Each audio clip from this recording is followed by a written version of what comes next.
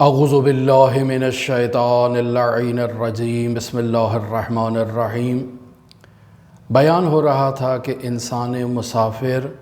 جو اللہ تبارک و تعالیٰ کی معرفت حاصل کرنے کے لیے سفر کر رہا ہے اور اللہ تبارک و تعالیٰ کا عارف بننا چاہتا ہے، تو ایسے مسافر کے لیے علماء شیعہ نے اپنی کتابوں میں حضرات اہل بیت علیہم السلام سے کچھ نصیحتیں بیان کی ہیں، کچھ اہم موضوعات کو ترتیب وار ذکر کیا ہے کہ اگر انسان مسافر، انسان سالک ان نصیحتوں پر عمل کرے تو وہ بہت جلد خداوند متعال کا عارف بن سکتا ہے۔ لہٰذا بیان ہوا کہ پہلی نصیحت جسے اس میدان میں بیان کیا گیا وہ ذکر کی ہے کہ انسان مسافر کو ہر وقت اللہ کی یاد میں مگن ہونا چاہیے۔ اگر ذکر لسانی ہر وقت کر سکے تو بہت خوب، وگرنہ مخصوص اوقات جو بیان کیے ان میں ذکر الہی کو ضرور انجام دینا چاہیے، اور اذکار میں بھی دو اذکار کی زیادہ تاکید کی گئی، ایک ذکر لا الہ الا اللہ اور ایک ذکر یونسیہ لا الہ الا انت سبحانک انی کنت من الظالمین۔ لیکن اس کے علاوہ ذکر قلبی میں ہر وقت انسان کو اس بات کا یقین ہونا چاہیے کہ وہ اللہ کی بارگاہ میں موجود ہے، اور اللہ کی بارگاہ میں اسے اللہ کی نافرمانی کرنا، اللہ کی بارگاہ میں اللہ کے حضور بے ادبی کرنا، گناہ کرنا، یہ اس کی اسے اجازت نہیں ہے۔ جب انسان ہر وقت متوجہ ہوگا کہ خالق حقیقی اسے دیکھ رہا ہے تو انسان بے ادبی نہیں کرے گا۔ لہٰذا علماء بیان کرتے ہیں کہ گناہوں سے اجتناب اللہ کی معرفت کے لیے بنیادی حیثیت رکھتا ہے۔ یعنی اگر انسان اللہ تبارک و تعالیٰ تک پہنچنا چاہتا ہے تو اس انسان کو گناہوں سے خود کو بچانا ہوگا، خود کو محفوظ رکھنا ہوگا، اور بطور خاص ایسے گناہوں سے خود کو محفوظ رکھنا ہوگا جن گناہوں کو گناہان کبیرہ کی فہرست میں شمار کیا گیا ہے، یعنی ایسے گناہ ہیں جن پر اللہ تبارک و تعالیٰ نے عذاب کا وعدہ دیا ہے کہ اگر کوئی اللہ کا بندہ اللہ کی بارگاہ میں ایسے گناہوں کو انجام دے گا تو اللہ اسے سزا دے گا۔ لہٰذا اس سلسلے میں بیان ہو رہا تھا کہ علماء نے غنا کو بیان کیا ہے کہ جس کا تعلق گناہان کبیرہ سے ہے، اور بیان ہوا کہ کلمہ موسیقی یا موسیقہ جو یونان سے جب عربی زبان میں اس کا ترجمہ کیا گیا تو عربی زبان میں اسے غنا کے معنی میں لیا گیا،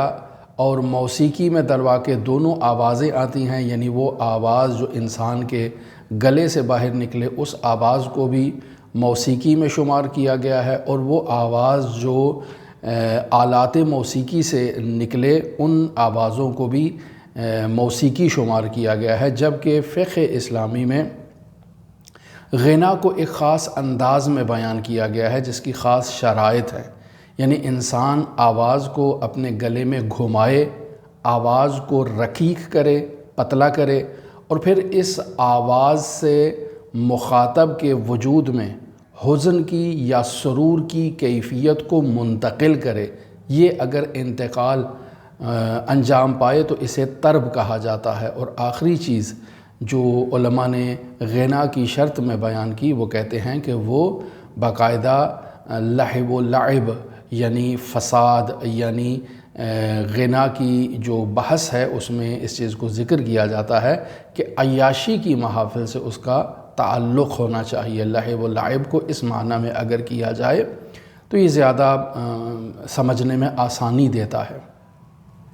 ہم نے بیان کیا کہ اس سلسلے میں ہم کچھ ایسی روایات کو بھی بیان کر دیں جسے مصنف نے یہاں اپنی کتاب میں ذکر کیا ہے۔ درواقع مصنف محترم نے دو روایات کو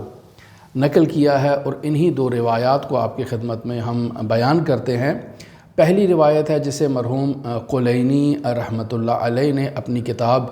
فروع کافی کی جلد نمبر 6 ہے اور صفحہ نمبر 432 ہے، باب غنا ہے، اور اس میں حضرت امام جعفر صادق علیہ السلام سے یہ روایت نقل ہے کہ آپ اپنے جد امجد رسول خدا صلی اللہ علیہ وآلہ وسلم سے ان نورانی کلمات کو بیان کر رہے ہیں۔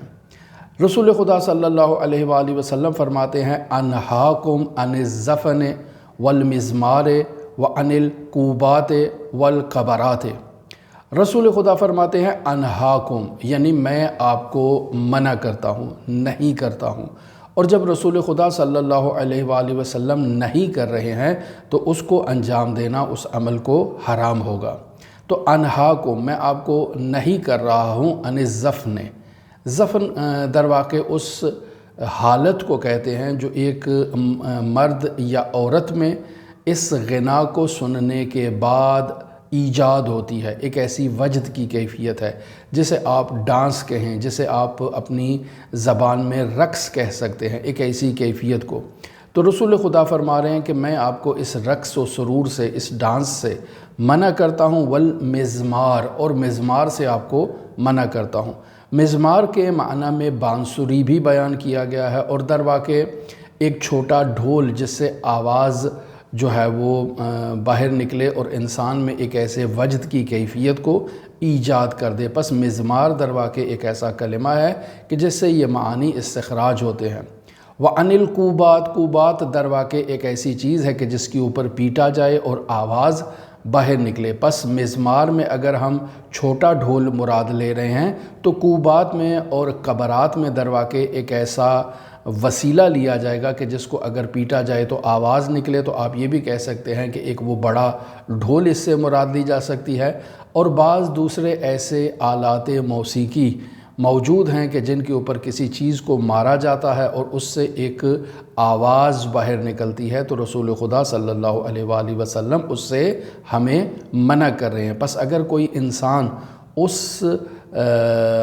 ان چیزوں سے نہیں رکتا خود کو، یعنی رسول خدا صلی اللہ علیہ وآلہ وسلم کی نہیں کا احترام نہیں کرتا اور زفن یعنی ڈانس کو اور رقص کو انجام دیتا ہے، مزمار کی آواز کو نکالتا ہے یا اسے سنتا ہے، اسی طرح سے کسی چیز کو یعنی قوبات کو استعمال کرتا ہے یا اس کی آواز کو سنتا ہے، تو اس کا مطلب ہے اس نے